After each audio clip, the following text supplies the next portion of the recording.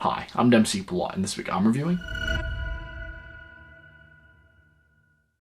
Now before I start off, as always, I just want to take a quick second to remind you guys to make sure you hit that like button if you like today's video, and if you're new here, please consider hitting that subscribe button as well for more new movie-related content weekly.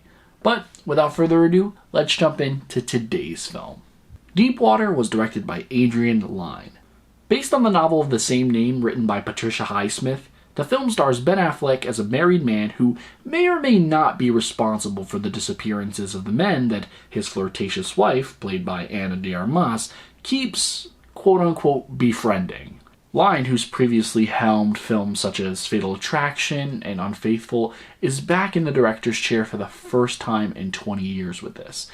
And to be honest, I think the best way to kind of describe it is almost as a perfect combination of both of those films, Unfaithful and Fatal Attraction. Now, not having read the original source material, I can't quite tell you how faithful it is or how unfaithful it is, no pun intended, but what I can say is that I really liked this film. Truthfully, after watching the creepy teaser for this film a few weeks ago, I decided that I had no interest in it, despite its two leads. To me, it seemed like the worst kind of erotic thriller. But my God, was I wrong. It's quite literally the opposite, and if I'm continuing to be honest, it's one of the best erotic thrillers I've seen in a very long time. Now, I have to give credit to both Affleck and Armas, who are obviously incredible actors in their own right, but here, together, they are just effortlessly excellent. And what probably blows my mind the most is, yes, I know that they fell in love while filming this, and that was like a whole thing at the beginning of the pandemic, but the fact that beyond what happened behind the scenes, that they were still able to sell the total opposite of what in love looks like, or maybe a different version of what in love looks like. The bottom line is that they do a phenomenal job at capturing the toxic relationship at the core of the story, through things as simple as, quick-witted snark, backhanded comments, or even, just dirty looks. I loved the toxicity between both of them that obviously starts below the surface and eventually boils over. And this might not be saying a lot, but I feel like Ben Affleck was on a whole different level here. All at once, he's serious, mysterious, and scary, to an arguably dangerous extreme. And I swear, if I see anybody say, "So was his Batman," in the comments, I'm gonna lose it. In all seriousness though, what I mean by his performance in the film is that we almost don't know what he's entirely capable of for a majority of this. He seemed like the harmless husband at first. Early on, there is this recurring joke actually made by him that he might have actually killed one of his wife's former friends, right? And, even his friends kind of laugh it off. And, as a result, we laugh it off. And slowly, we start to kind of question whether or not he's even capable of that. And I would say it isn't until about halfway through the film that you're really able to feel for yourself what he's truly capable of.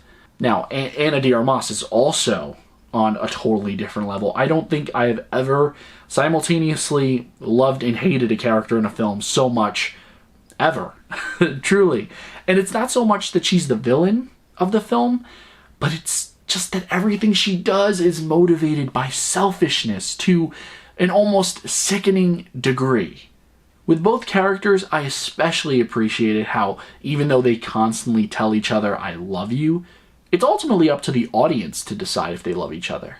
This is a movie where actions definitely do speak louder than words, and that actually kind of segues into some of the problems that I had with this film, because, you see, there are a lot of things that both characters do and say that I felt kind of got drowned out by some of the director's odd choices.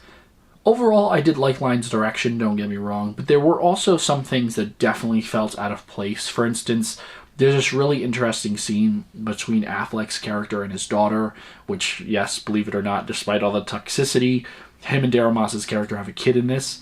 But in the scene, he's bathing his daughter, and they're also talking about something that happens in the film. And yes, like you would expect in any other conversation in any other film, we get to see Affleck's face and his reactions, and the daughter's face and her reactions. But occasionally, Lyne will take us inside the bathtub with the girl. And obviously we will not see her body or anything like that, but instead we see her focusing, or we see a focus on a toy that she's playing with in the bathtub. And I kind of get what he was going for there, taking us deep underwater, right, for a film called Deep Water, I suppose, or at least that's what I took away from it. But yeah, it's small things like that that just feel really out of place over the course of the film. There's another weird moment earlier on in the film, also with Affleck, in an interaction that he has with another character. And most of that interaction is, we witness it in third-person point of view, as we see everything else in this film. But then, after he says something, all of a sudden the camera switches to first-person point of view, and it's almost like we are Affleck, we are in his shoes, and we're waiting for the person to speak directly to us.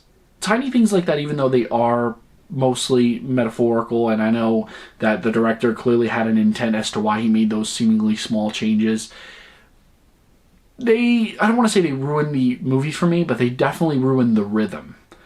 They were small but jarring enough to take me out, if that makes sense.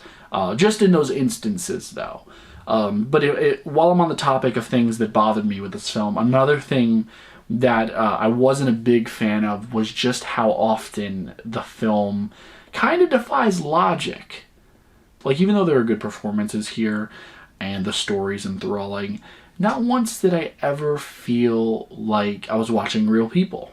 And this might be the optimist in me, but I don't think real people would act this way. At least I hope they wouldn't act this way. For one, Affleck's character is way too nonchalant. Armas's character is way too fearless, and the group of friends that they surround themselves with for a vast majority of the film is just way too quiet. Not once do they step in or say something, and if they do, it's way too late. In fact, I would argue that some of them probably stoke the fire more than they do anything to help put it out. In fact, there's literally a character here in that friend group who knows what's happening and still goes against Affleck's character and sides with Armas's character, and that leads to another dangerous extreme that, of course, I will not spoil. A lot of things do feel backwards here, and I kind of understand why.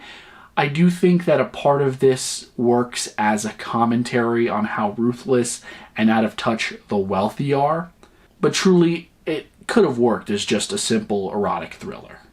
Overall, Deep Water is an admittedly strange yet entrancing anatomy of a marriage that will most certainly leave you wet.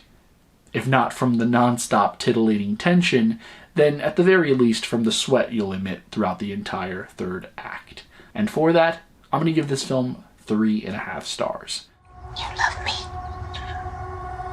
Of course. Guys, thank you so much for taking the time out of your day to view this video. It really does mean the world to me. And once again, if you like this video, please make sure to hit that like button. And if you're new here, please consider hitting that subscribe button as well for more new movie-related content weekly. Now, if you happen to see this movie, if you loved it, if you hated it, let me know what you thought about it down below in the comment section. I look forward to reading and responding to all of your comments as always. But that's pretty much all the time that I have for you guys today. I have so much more that I'm currently working on that I cannot wait to share with you. And if I'm being honest, it's a lot. So I should probably get back to work. Until next time, I'm Dempsey Pilat. Take care.